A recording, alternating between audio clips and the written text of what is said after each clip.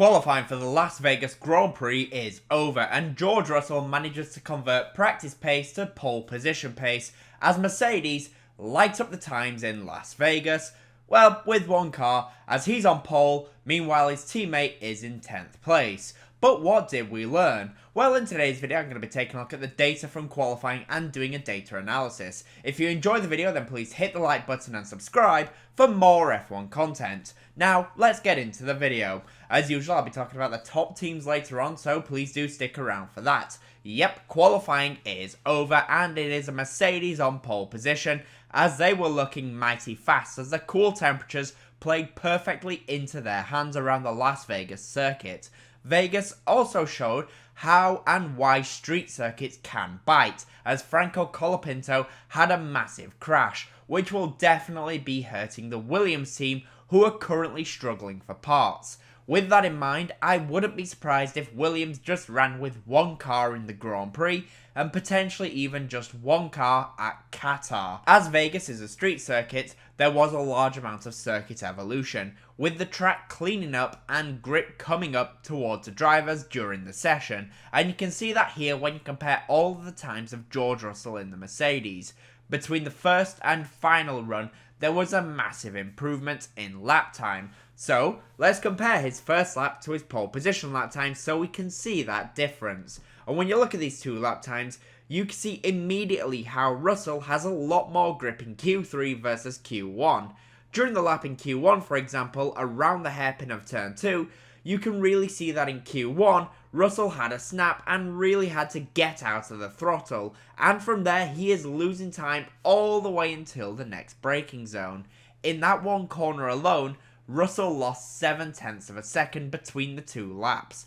At each of the following braking zones as well, you can see that Russell in Q3 is able to immediately jump up and gain lap time. The reason for this is because he is able to brake later, but also carry more minimum apex speed, as the circuit by Q3 had cleaned up and there was a lot more grip, allowing Russell to push the limits of that Mercedes car a little bit more and push harder into the corner. You can also see that in Q3, George is getting a better exit from the corners, which is allowing him to gain time down each of the straights as he has more traction and gets up to speed faster. All of this together means that from the start of Q1 to the end of Q3, Russell improved his lap time by 2 seconds. This also shows a huge amount of evolution of a street circuit. So we've seen how the times compared, but now let's take a look at the top speeds that the teams are able to reach, and let's see if Red Bull was able to improve their lack of straight line speed for qualifying. Well, yes, they had mostly improved their straight line speed, and one of the reasons for this is that Red Bull were removing parts of their rear wing to try and reduce the amount of drag that it produced. This did help them, as they were able to improve their straight line speed to 347 km per hour, but they are still the slowest cars in a straight line. Mercedes were also pretty slow, as they only reached 348 km per hour. I do think both of these cars are running with more downforce than the cars around them, which could be why they were so strong in qualifying, but it could leave them vulnerable in the race. Alpine and Ferrari were once again incredibly fast in a straight line, as they were both able to reach 354 km per hour. Although, I should say with Ferrari, this was only the case with Carlos Sainz, as teammate Charles Leclerc with his old engine was only able to reach 350 km per hour. So we've seen the top speeds, but now let's talk about the midfield and who is looking good. Well, I've got to say I think it's pretty obvious who we are going to be talking about. Alpine and Pierre Gasly have had an absolutely incredible day and shocked just about everyone, as Gasly is lining up in 3rd place for the Grand Prix. Let's now compare the lap time of Gasly to Tsunoda, as Yuki is the next closest midfield driver. When you look at these two laps, firstly I do want to apologise that the colours are pretty similar, but looking at this through Sector 1, you can see that actually Tsunoda in the V-Carb was the faster car just about.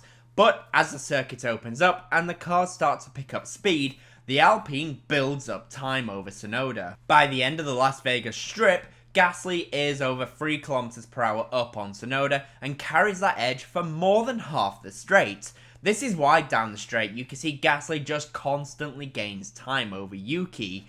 In the Grand Prix, I don't expect a second podium in a row for Alpine, but they are in a wonderful position to score some big points, and a top 5 could be possible with some chaos in the Grand Prix.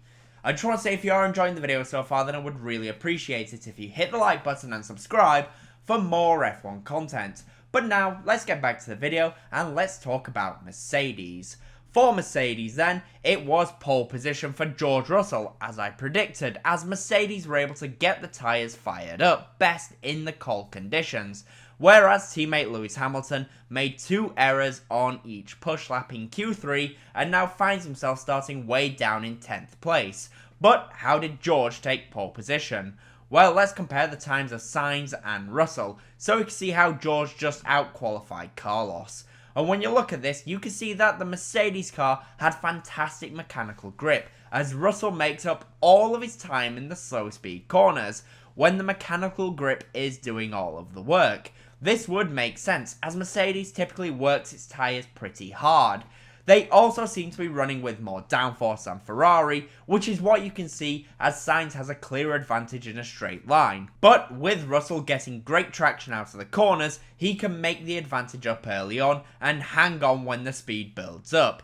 For the Grand Prix though, I expect that Mercedes will be quick at the start, however I can see them being vulnerable if Ferrari can stick with Mercedes, because there is a massive speed difference in a straight line, and I am also still not sure how Mercedes will be on the tyres over a race stint. I have a feeling as the stint wears on, Mercedes will get weaker quicker than Ferrari and McLaren. For Red Bull then, as I said in my practice video, they have gotten the rear wing wrong, as they were still the slowest cars in a straight line.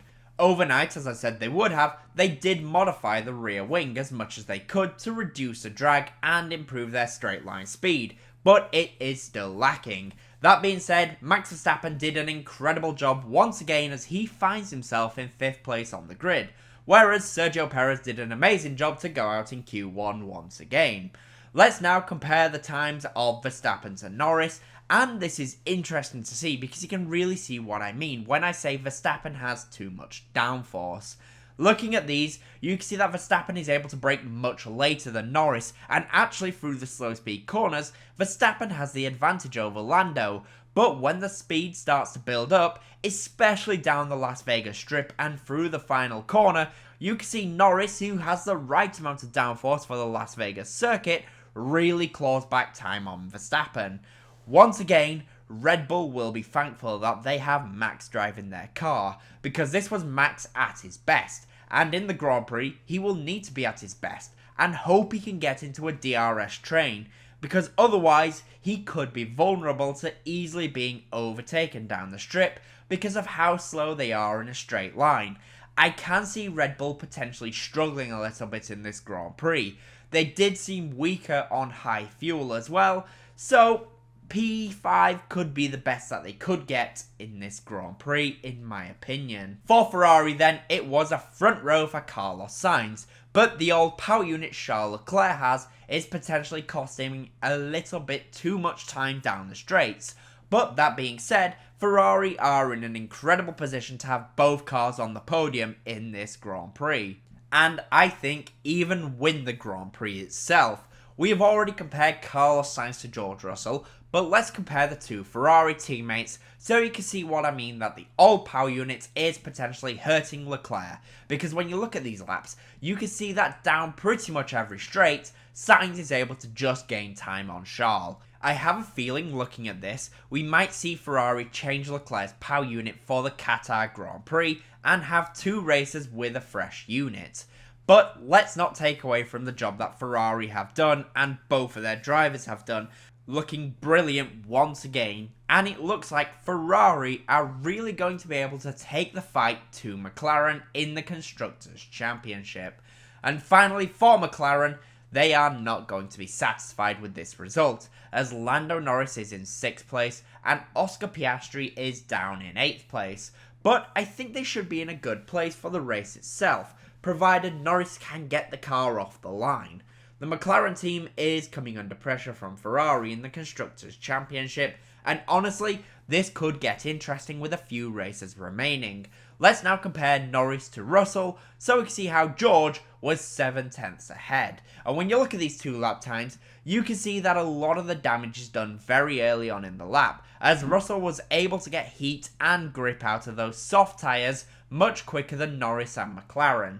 This goes to show what I was saying earlier about Mercedes firing up tyres quickly, because as the lap unfolds, it slowly does start to go back towards McLaren. I think in the race itself, McLaren will be confident that they can still get up to a podium position.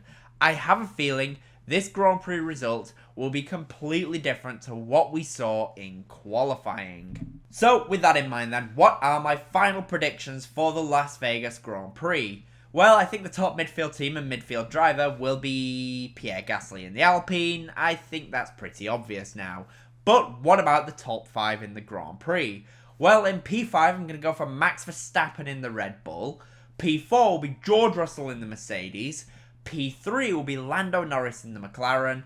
P2 will be Charles Leclerc in the Ferrari. And I'm going to go for Carlos Sainz to win the Las Vegas Grand Prix. But those are my thoughts. The question is, what do you guys think will happen? In the comment section down below, please do let me know. And as always, comment, leave a like, and subscribe for more F1 content. Thank you all so much for watching.